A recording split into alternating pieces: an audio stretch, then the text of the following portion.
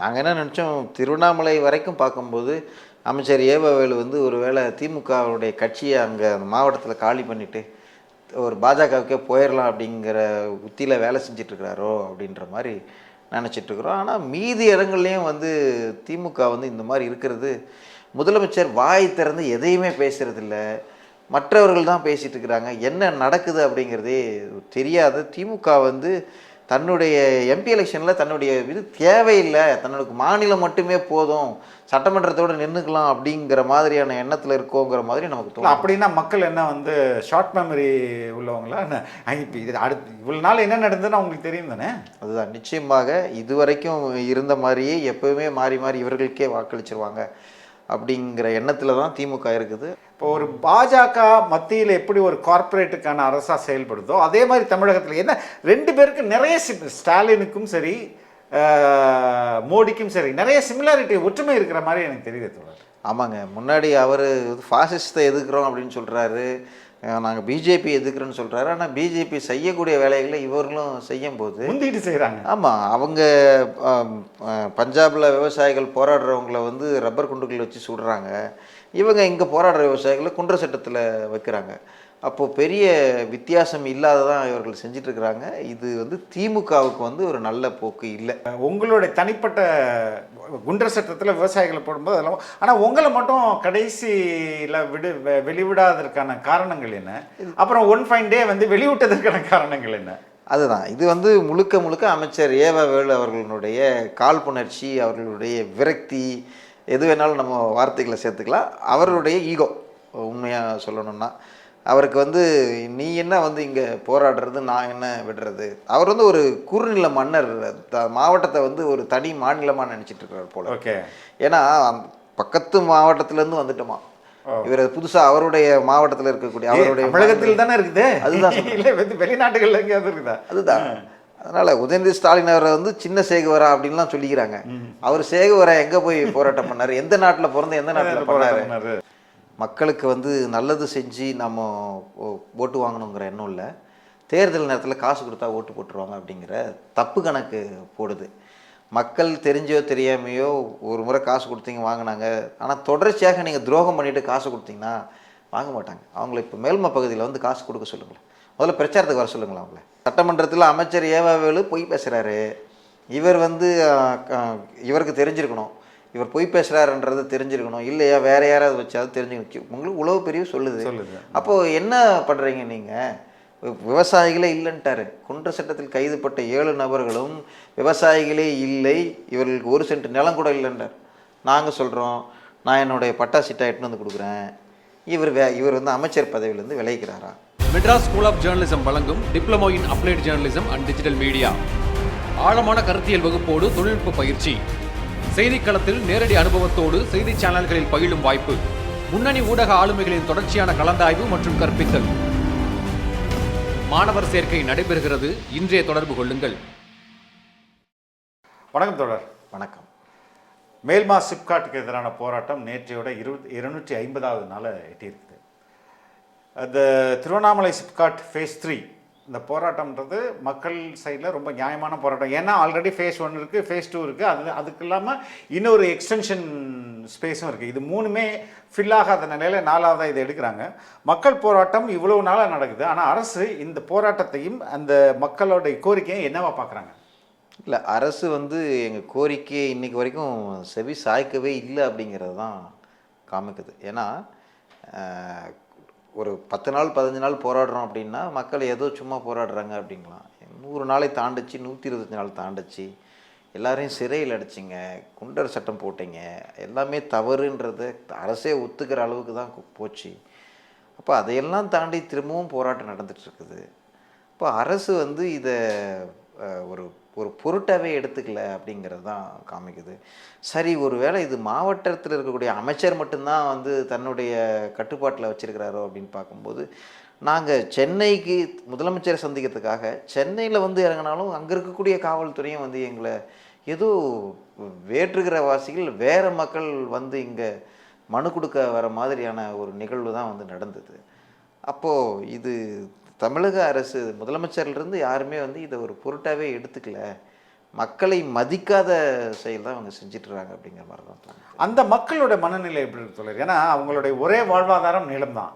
அந்த நிலத்தை எடுக்க போகிறாங்க அப்படின்ற ஒரு பக்கம் இருந்தாலும் 250 நாள் வந்து தொடர்ச்சியாக ஒரு ஒரு ஒரு இலக்கை நோக்கி உட்காந்துக்கிட்டே இருக்குதுன்னு இருக்குல்ல, அவங்க மனசில் ஒரு தொய்வு ஏற்படுத்திடும்ல. அது தொய்வு ஏற்பட்டாலும் இதை விட்டுறக்கூடாதுங்கிற ஒரு உந்து சக்தி இன்னொரு பக்கம் இருக்குது. ஓகே, இப்போ 100 பேர் வரும்போது ஒரு 10 பேருக்கு தொய்வு வரும். அந்த 10 பேர் வேணா ஒரு 10 நாள் வராமல் இருப்பாங்க, ஆனால் திரும்பி வருவாங்க. அப்போ இதில் இந்த மாதிரி தொடர்ச்சியாக கொஞ்சம் பேருக்கு தொய்வு ஏற்படும், கொஞ்சம் பேர் வருவாங்க, ஆனால் தொய்வு ஏற்பட்டவர்கள் திருப்பி வந்துடுவாங்க.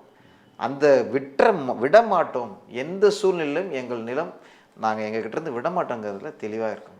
இப்போ வந்து தேர்தல் நேரம் தொடருது. இன்னொரு 10-15 நாளில் வந்து மத்திய அரசுக்கான தேர்தல் அறிவிப்பு தேதி வந்துடும்.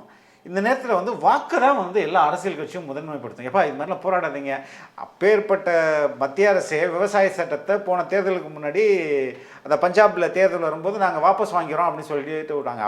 அப்படி ஒரு கமா ஃபுல் ஸ்டாப் கூட நம்ம மாற்ற மாட்டோம்னு சொன்ன வேளாண் சட்டத்தில் மோடி அரசே அது வந்து கைவிட்டுச்சு. இப்போது இந்த தேர்தலில் வாக்கு வங்கின்றது ஒரு திமுக அரசுக்கு ரொம்ப முக்கியமானது. இந்த மாதிரி இங்கே போராட்டம், பரந்தூரில் போராட்டம், ஐ மீன் ஈரோடு பக்கம் போராட்டம், இது எல்லா ஊர்லேயும் போராட்டம் நடக்குது. இதெல்லாம் வந்து தங்களுக்கு வாக்கு எதிராக விழுந்துடும். அட்லீஸ்ட் இந்த ஓட்டை காப்பாற்றுறதுக்காக நம்ம இந்த போராட்ட மக்கள் இப்போ நம்ம இடத்தெல்லாம் எடுக்க மாட்டோம் அப்படின்னு ஒரு வாக்குறுதியை கொடுக்கலாம்ல. அதுதான் எல்லாத்துக்குமே கேள்விக்குறியாக இருக்குது. நாங்கள் என்ன நினச்சோம், திருவண்ணாமலை வரைக்கும் பார்க்கும்போது அமைச்சர் ஏவவேலு வந்து ஒரு வேளை திமுகவுடைய கட்சியை அங்கே அந்த மாவட்டத்தில் காலி பண்ணிவிட்டு ஒரு பாஜகவுக்கே போயிடலாம் அப்படிங்கிற உத்தியில் வேலை செஞ்சிட்ருக்கிறாரோ அப்படின்ற மாதிரி நினச்சிட்ருக்குறோம். ஆனால் மீதி இடங்கள்லேயும் வந்து திமுக வந்து இந்த மாதிரி இருக்கிறது, முதலமைச்சர் ஸ்டாலின் அவர்கள் வந்து பெருந்துறையில் விவசாயிகள் அனைத்து விவசாய சங்கங்களையும் ஒருங்கிணைச்சி கடந்த 2021 சட்டமன்ற தேர்தலுக்கு முன்னாடி ஒரு மாநாடு நடத்துகிறாரு. அந்த மாநாட்டில் விவசாயிகளுக்கு ஆதரவாக அவ்வளோ அழகாக பேசுகிறாரு. என்ன சொன்னார், விவசாயிக்கு நான் வந்து ஒரு விவசாயிக்காக பேசணுன்னா நான் விவசாயியாக இருக்கணும்னு அவசியம் இல்லை, நெஞ்சில் ஈரம் இருந்தால் போதுன்னாரு. நாங்கள் விளைநிலங்களை வந்து வேறு பயன்பாட்டுக்கு எடுத்துக்க மாட்டோம், அப்படி ஒரு சூழ்நிலை வந்துச்சுன்னா விவசாயிகளுடைய பிரதிநிதிகளை அழைச்சி நாங்கள் பேசுவோம், இப்படிலாம் பேசினவர் இன்னைக்கு அந்த கூட்டத்தில் நீங்களும் இருந்தீங்க. ஆமாங்க, பெருந்துறை மாநாட்டில் அவரோட நானும் அந்த மேடையில் பகிர்ந்துக்கிறேன். அப்படிலாம் பேசினவங்க இன்னைக்கு ஆட்சிக்கு வந்த பிறகு இவங்களுடைய செயல்பாடுகள் முற்றிலும் வேறுபாடாக இருக்குது.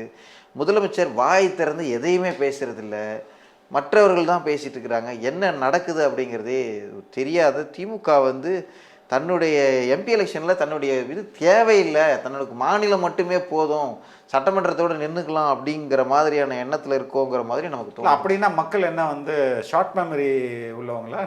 இப்போ இது அடுத்து இவ்வளோ நாள் என்ன நடந்ததுன்னு அவங்களுக்கு தெரியும் தானே? அதுதான் நிச்சயமாக இதுவரைக்கும் இருந்த மாதிரியே எப்போவுமே மாறி மாறி இவர்களுக்கே வாக்களிச்சிருவாங்க அப்படிங்கிற எண்ணத்தில் தான் திமுக இருக்குது. ஆனால் அதுக்கான விளைவு இது வந்து உண்மையிலே எலெக்ஷனில் பிரதிபலிக்க மாத்தல இருக்குது, வாய்ப்புகள் இருக்குது, அதிகமான வாய்ப்புகள். இப்போ பரந்தூர் எடுத்துக்கங்க, இப்போ வந்து போய் இந்த அறிவிப்பை சொல்லணும்னு என்ன அவசியம் இருக்குது? அதான் தேர்தலுக்கு முன்னாடி இது சொல்கிறாங்க அப்படின்னா அப்போ அவங்க இந்த தேர்தலை வந்து பொருட்டாக மதிக்கலை, எம்பி எலெக்ஷனுக்கு தன்னோட பிரதிநிதித்துவம் வேணுன்ற மதிக்கலையோ அப்படிங்கிற எண்ணம் தான் வருது. இப்போ ஒரு பாஜக மத்தியில் எப்படி ஒரு கார்ப்பரேட்டுக்கான அரசாக செயல்படுதோ அதே மாதிரி தமிழகத்தில் என்ன 2 பேருக்கு நிறைய ஸ்டாலினுக்கும் சரி மோடிக்கும் சரி நிறைய சிமிலாரிட்டி ஒற்றுமை இருக்கிற மாதிரி எனக்கு தெரியுது தோழர். ஆமாங்க, முன்னாடி அவர் ஃபாசிஸ்ட்டை எதிர்க்கிறோம் அப்படின்னு சொல்கிறாரு, நாங்கள் பிஜேபி எதுக்குறோன்னு சொல்கிறாரு. ஆனால் பிஜேபி செய்யக்கூடிய வேலைகளை இவர்களும் செய்யும் போது முந்திட்டு செய்கிறாங்க. ஆமாம், அவங்க பஞ்சாபில் விவசாயிகள் போராடுறவங்கள வந்து ரப்பர் குண்டுகள் வச்சு சுடுறாங்க, இவங்க இங்கே போராடுற விவசாயிகளை குன்ற சட்டத்தில் வைக்கிறாங்க. அப்போது பெரிய வித்தியாசம் இல்லாததான் இவர்கள் செஞ்சிட்ருக்கிறாங்க. இது வந்து திமுகவுக்கு வந்து ஒரு நல்ல போக்கு இல்லை, இவர்கள் பாதை மாறி போயிட்டுருக்கிறாங்க. இது தொடர்ந்து நம்ம சொல்லிட்டு இருக்கிறோம், கொஞ்சமாவது மக்களினுடைய பேச்சுக்கு செவி சாய்ச்சி இவங்களை மாற்றிக்கணும் அப்படின்னு தான் உங்களுடைய தனிப்பட்ட குண்டர் சட்டத்தில் விவசாயிகளை போடும்போது அதெல்லாம். ஆனால் உங்களை மட்டும் கடைசியில் வெளிவிடாததற்கான காரணங்கள் என்ன? அப்புறம் ஒன் ஃபைன் டே வந்து வெளிவிட்டதற்கான காரணங்கள் என்ன? அதுதான் இது வந்து முழுக்க அமைச்சர் ஏவவேலு அவர்களுடைய காழ்ப்புணர்ச்சி, அவர்களுடைய விரக்தி, எது வேணாலும் நம்ம வார்த்தைகளை சேர்த்துக்கலாம், அவர்களுடைய ஈகோ. உண்மையாக சொல்லணும்னா அவருக்கு வந்து நீ என்ன வந்து இங்கே போராடுறது, நான் என்ன விடுறது. அவர் வந்து ஒரு குறுநில மன்னர், மாவட்டத்தை வந்து ஒரு தனி மாநிலமாக நினச்சிட்டு இருக்கிறார் போல. ஓகே. ஏன்னா பக்கத்து மாவட்டத்திலேருந்து வந்துட்டோமா இவர் புதுசாக அவருடைய மாவட்டத்தில் இருக்கக்கூடிய அவருடைய தமிழகத்தில் தானே இருக்குது. அதுதான் இல்லை, வெளிநாட்டுகளில் எங்கேயாவது இருக்குதா? அதுதான். அதனால் உதயநிதி ஸ்டாலின் அவரை வந்து சின்ன சேகுவரா அப்படின்லாம் சொல்லிக்கிறாங்க. அவர் சேகுவரா எங்கே போய் போராட்டம் பண்ணார், எந்த நாட்டில் பிறந்து எந்த நாட்டில் பண்ணார். அப்போது நான் வந்து அந்த மாவட்டத்தினுடைய ஒரு பகுதி தாங்க, அங்கேதான் என்னுடைய விவசாய நிலம்லாம் வந்து திருவண்ணாமலை மாவட்டத்தில் தான் இருக்கு. நீங்கள் வந்து தான் ஒரு குறுநில மன்னர் போல் தன்னுடைய மாவட்டத்துக்குள்ளே வேறு யாருன்னா வந்து போராடிடுறாங்க அப்படின்னு சொல்லி அந்த தனிமைப்படுத்தி நம்மளை வந்து கொண்டு போகணும் அப்படின்னு நினச்சார். ஏன் அப்படி பண்ணுறாருன்னா 8 வழிச்சாலைக்கு எதிரான மனப்பான்மை வந்து திமுகவுடைய தலைமையில் இருக்குது. ஆனால் அவருக்கு 8 வழிச்சாலைக்கு சார்பு நிலைப்பாட்டில் இருக்கிறார்.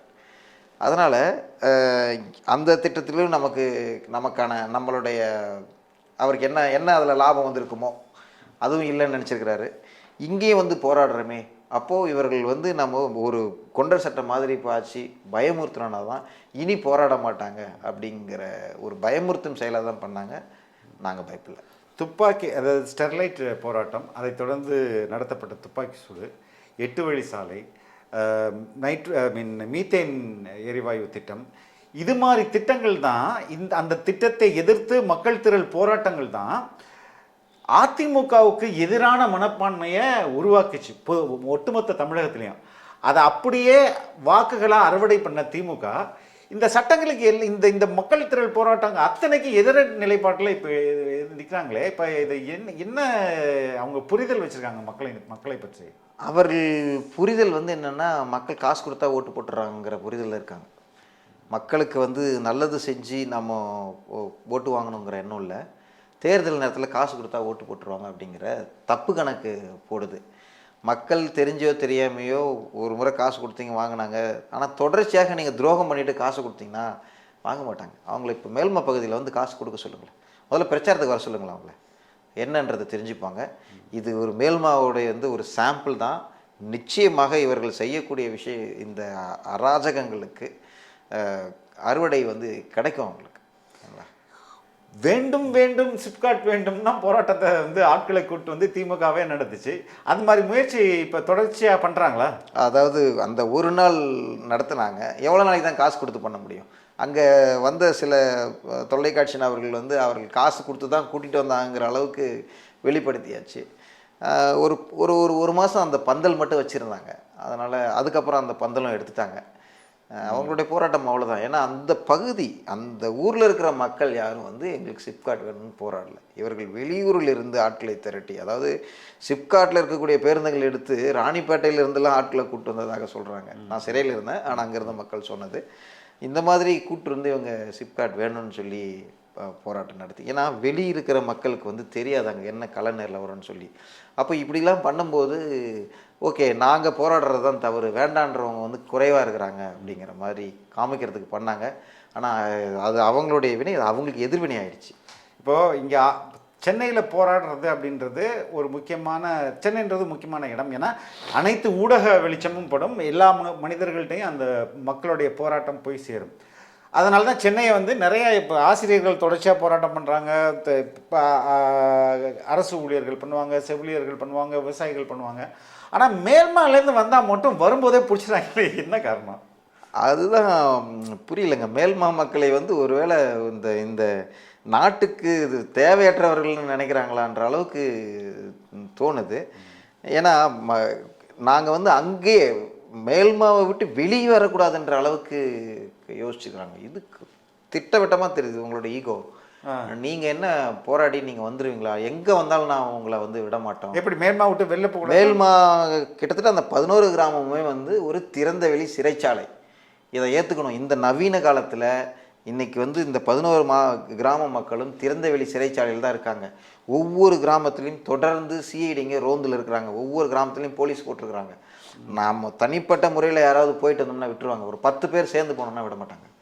அந்த மாதிரியான அங்கேயே ஒரு திறந்த வெளி சிறையாக இருக்குது. இங்கே வரும்போதும் கிட்டத்தட்ட அண்ணா ஸ்கொயர்லேருந்து தலைமைச் செயலகம் வரை இருக்கக்கூடிய அனைத்து இடங்கள்லையும் காவல்துறை, நீங்கள் சொல்லலாம் சட்டமன்றம் நடந்துட்டு இருக்கும்போது பொதுவாகவே இருக்குன்னு சொல்லிட்டு, ஆனால் அவர்கள் தேடியது மேல்மா சிப்காட் விவசாயிகள் வந்திருக்கிறாங்களா அப்படின்னு தான். அந்த அண்ணா சதகத்தில் நின்றிருந்த 2 விவசாயிகளை கைது பண்ணுறாங்க. அப்போது இவர்கள் வந்து இந்த அளவுக்கு இது முதலமைச்சர் ஸ்டாலின் கட்டுப்பாட்டில் முதல்ல காவல்துறை இருக்குதா, இவருக்கு தெரியாதோன்னு நினச்சோம். ஆனால் இவ்வளோ தூரம் நடந்ததுக்கப்புறம் தெரியாதோன்னுலாம் நம்ம சொல்லவே முடியாது.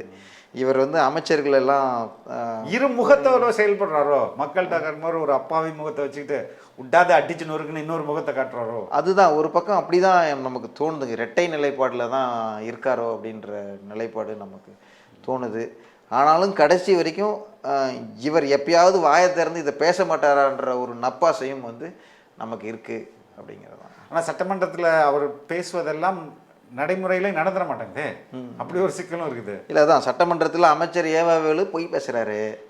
இவர் வந்து இவருக்கு தெரிஞ்சிருக்கணும், இவர் பொய் பேசுகிறாருன்றது தெரிஞ்சிருக்கணும். இல்லையா வேற யாராவது வச்சாவது தெரிஞ்சுக்கணும். உங்களுக்கு உளவு பிரிவு சொல்லுது. அப்போது என்ன பண்ணுறீங்க நீங்கள்? விவசாயிகளே இல்லைன்ட்டாரு. குன்ற சட்டத்தில் கைதுப்பட்ட 7 நபர்களும் விவசாயிகளே இல்லை, இவர்களுக்கு 1 சென்ட் நிலம் கூட இல்லைன்றார். நாங்கள் சொல்கிறோம், நான் என்னுடைய பட்டா சிட்டா எட்டுன்னு வந்து கொடுக்குறேன். இவர் வந்து அமைச்சர் பதவியிலேருந்து விளைவிக்கிறாரா? நான் மட்டும் இல்லை, மீதி இருக்கிற எல்லாருமே இல்லை. சட்டமன்றம் வந்து எப்படி அங்கே பச்சையாக பொய் சொல்ல முடியுதுன்னு கேட்குறேன் நான். மக்கள் எல்லாருக்கும் தெரியுது. மற்ற இயக்கங்கள்லாம் கூட வந்து சொல்லிட்டாங்க. அந்த ஊர்லேருந்து ஒரு அம்மா பச்சை கேட்குறாங்க, இவங்க விவசாயி இல்லைன்னா வேறு யார் விவசாயி அப்படின்னு சொல்லிட்டு. அதுவும் அந்த பிரிவுகளில் வந்து அந்த எந்தெந்த அந்த கலெக்டர் ஒரு எக்ஸ்பிளனேஷன் எழுதி திருட்டு விசிடி, அதுக்கப்புறம் பெண்கள் சமாச்சாரம், இதெல்லாம் விவசாயி இதெல்லாம் பண்ணுவானாடான்னு அப்படி கேட்குறாங்க.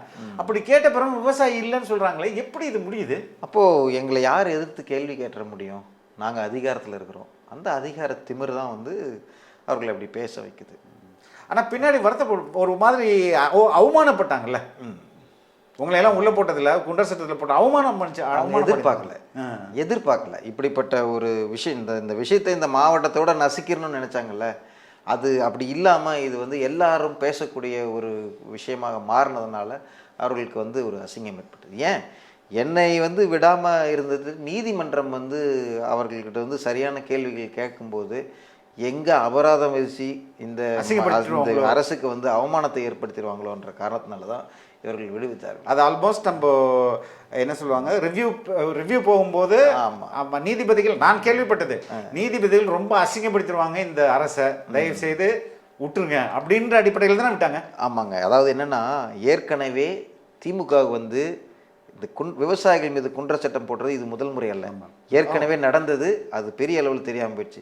NH 744க்கு எதிராக போராடிய ஜெயராமன்ற விவசாயி மீது வந்து குன்ற சட்டம் போடப்பட்டு 62 நாட்கள் அவர் சிறையில் இருந்தார். அப்போது அந்த மாவட்ட ஆட்சியருக்கு 5000 ரூபாய் அபராதம் விதிச்சாங்க.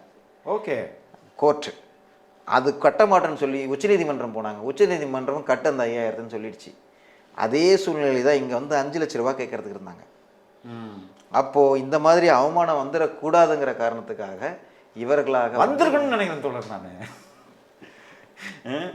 அவ்வளவு நடந்தும் வந்து மக்களினுடைய போராட்டத்துக்கு செவி சாய்க்காமல் இருக்கிறது வந்து மிகவும் வந்து கண்டனத்துக்குரியது. இவர்கள் மக்களாட்சி நடத்துகிறோன்ற எண்ணத்தை தாண்டி இவர்கள்லாம் வந்து மன்னர்கள்ன்ற எண்ணத்தில் தான் செயல்படுற மாதிரி தான் தோணுது. ஏன்னா 125வது நாள் எங்களை கைது பண்ணிங்க, இன்றைக்கி 251 250வது நாள் முடிச்சிருக்கிறோம்.